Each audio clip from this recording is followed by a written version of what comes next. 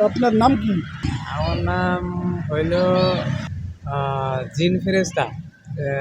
আপনার ইয়ে আমি হইলাম মানে জিন ফেরেশতা মানে এটা বুঝলাম না।